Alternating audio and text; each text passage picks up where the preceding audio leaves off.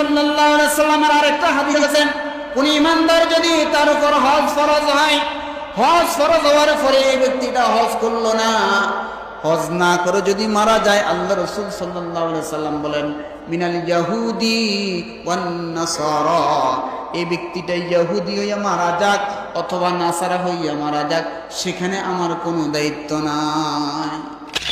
মুসল্লা নিয়ে যখন উপরে ওঠার ইচ্ছা করেন, পাথরটা অটোমেটিকলি উপরের দিকে উঠিতে বলেন সুবহানাল্লাহ, অটোমেটিক উঠে, আবার লাগাই দিলে আবার নেমে। আমরা যারা হজ করার জন্য যাই, হজ করার জন্য গেলে একটা পাথরের নাম মাকামে ইব্রাহিম, এটার ভিতরে ইব্রাহিম আলাইহিস সালামের পায়ের দাগ এখনো লেগে আছে। সুবহানাল্লাহ। ইব্রাহিম আলাইহিস সালাম বলতেছেন চঙ্গা লাগবে মহিলাকে, আল্লাহ তাআলা বলতেছেন হে ইব্রাহিম